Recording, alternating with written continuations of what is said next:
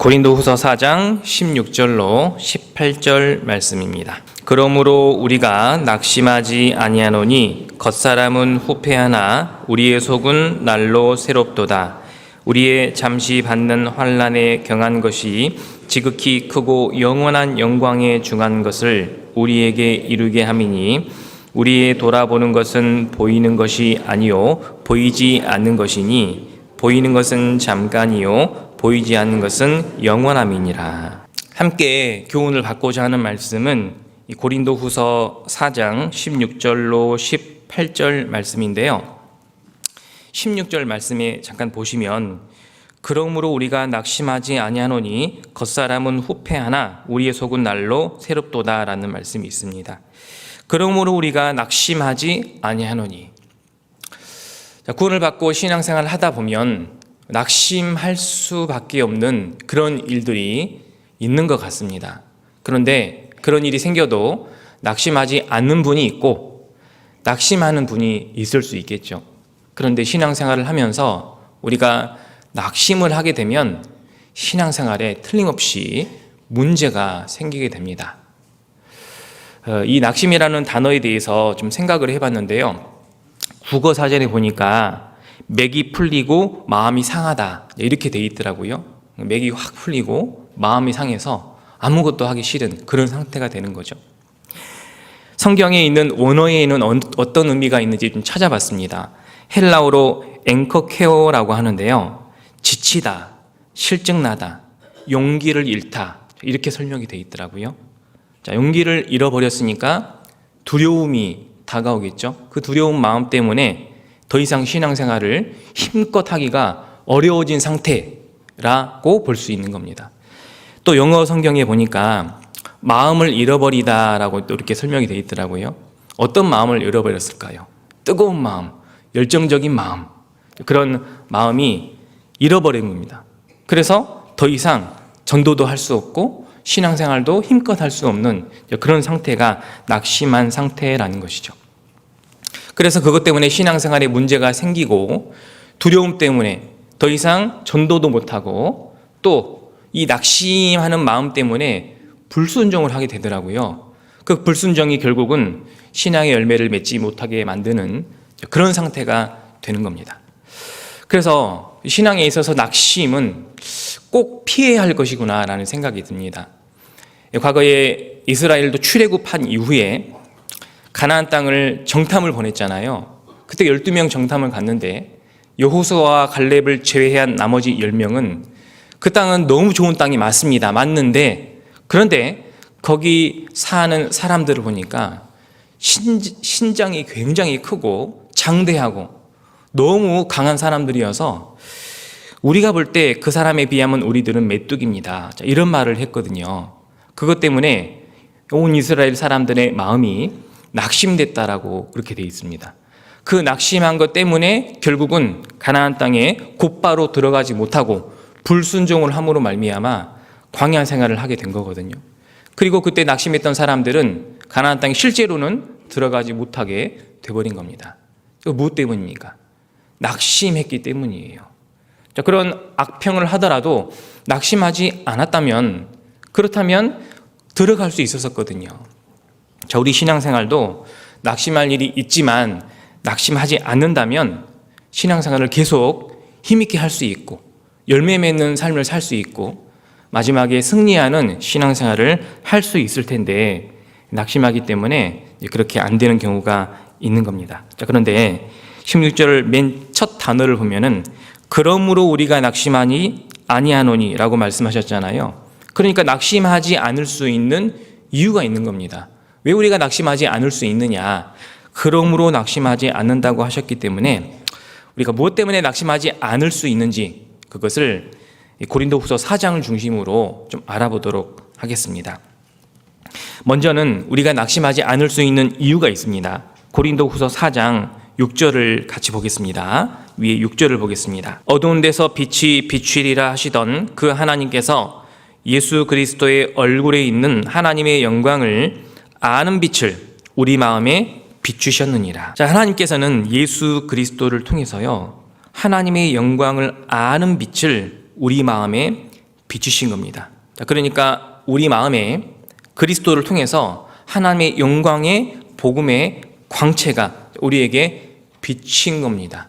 그래서 우리는 하나님의 살아계심과 전지전능하심을 깨닫고 성경이 진리라는 것을 확실히 알고 이 성경 앞에 내가 죄인임도 깨닫고 결국 예수 그리스도의 보혈로 우리의 모든 죄를 영원히 사해 주셨다라는 그 복음의 말씀을 듣고 그걸 깨달음으로 우리는 구원을 받게 된 겁니다.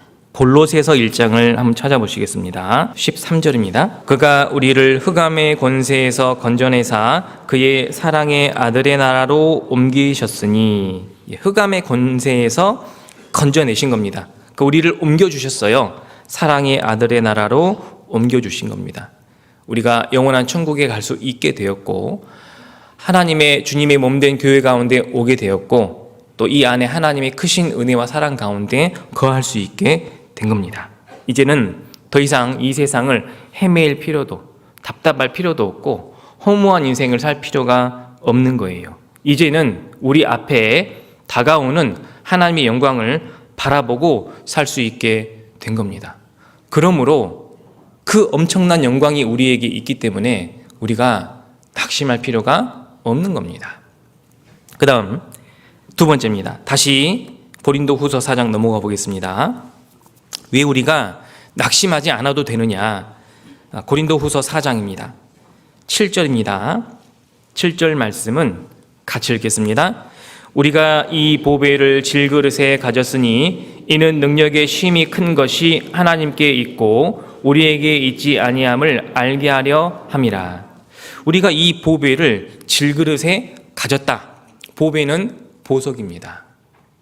자, 보배, 보석은 우리에게 주어진 겁니다. 하나님께서 주신 건데요. 이 보배를 질그릇에 가졌다. 질그릇은 바로 나 자신을 말하는 겁니다. 나처럼 하찮고 작고 이 무의미한 사람에게 하나님이 무엇을 주셨냐면 너무 값어치 있는 보석을 주신 거예요.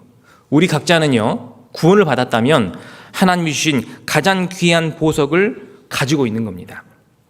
그런데 우리는 그런 보석을 가질 만한 자격이 사실은 없는 거예요. 우리는 하나님 보실 때 사실 질그릇과 같은 그런 모습이었던 겁니다. 그런데 나 같은 사람에게 어떻게 이 큰 값어치를 가지고 있는 보석, 이게 구원이고 복음인 겁니다. 이것을 어떻게 내가 소유할 수 있게 되었느냐? 그것은요, 하나님의 크신 능력이었던 겁니다. 여기 성경 말씀에 이렇게 돼 있죠. 7절에 우리가 이 보배를 질그릇에 가졌으니 이는 능력의 쉼이 큰 것이 하나님께 있고 우리에게 있지 아니함을 알게 하려 함이라. 하나님이 어떻게 나 같은 사람에게 이 큰 구원을 주실 수 있었습니까? 그것은 내가 능력이 뛰어나서도 아니고 내가 받을 만한 자격이 있어서도 아닌 겁니다. 나는 하나님 앞에 너무나 더러운 죄인이었고 지옥 갈 운명이었죠. 그런데 하나님은 그 죄를 예수 그리스도의 보혈로 해결해 주시고 나에게 이 세상에서 가장 값어치 있는 보석, 그것을 선물로 주신 겁니다. 그 성경에서는 하나님이 나에게 구원을 선물로 주셨다라고 말씀하신 거예요. 이 선물은 하나님만 주실 수 있는 선물입니다. 그 어떤 누구도 구원의 선물을 나에게 줄 수 없는 거예요. 오직 하나님만 그 크신 능력으로 구원의 선물을 나에게 주실 수 있고 그 값어치가 너무 크기 때문에 하나님만 나에게 주실 수 있는 겁니다. 그래서 우리는 나는 비록 연약하고 부족하고 미약한 질그릇이지만 나에게는 이 구원이라는 복음이라는 가장 귀한 값어치 있는 보석이 있다라는 사실을 우리가 알고 사셔야 된다 그 말이에요. 그걸 모르니까 자꾸 힘든 일, 어려운 일이 생기면 낙심하게 되는 겁니다. 여러분, 세상에서 가장 값어치 있는 보석이 우리 집에 있다고 생각해 보세요. 그러면 굉장히 마음이 든든해지지 않습니까? 세상에서 가장 값어치 있는 보석이 구원과 복음인데 그것을 내가 가지고 있다고 생각해 보십시오. 그러면 우리는 낙심하지 않을 수 있는 겁니다. 그리고요, 보배가 나에게 있다는 것은 동시에 무엇이 우리가 함께하는 거냐면, 물론 구원이 나와 함께하는 겁니다. 영원 구원을 받으신 거예요. 영원한 천국에 갈 수 있게 된 겁니다. 그런데 능력의 쉼이 큰 것이 하나님께 있음을 우리에게 알게 합니다. 근데 그 보배가 우리와 함께 있기 때문에 사실은 하나님의 크신 능력도 우리와 함께 하게 되는 겁니다. 그래서 하나님의 능력이 우리와 함께 하기 때문에 어떤 일이 생겨도 절대 그리스도인은 망하지 않는다 그 말입니다. 그걸 알고 사셔야 된다 그 말이에요. 세상에서 가장 값어치 있는 보석을 가지고 있는 겁니다. 그러니까 절대 망하지 않는다니까요. 이 보세요. 성경 고린도후서 4장 8절입니다. 우리가 사방으로 우겨쌈을 당하여도 쌓이지 아니하며 답답한 일을 당하여도 낙심하지 아니하며 핍박을 받아도 버림받지 아니하며 거꾸로뜨림을 당하여도 망하지 아니하고, 우리가 비록 나는 질그릇과 같지만 하나님의 가장 크고 놀라운 이 구원이라는 복음이라는 보석을 가지고 있기 때문에 어떤 일을 당해도 망하지 않고 낙심할 필요도 없는 겁니다. 우리는 이 사실을 알고 살아야 된다는 거예요.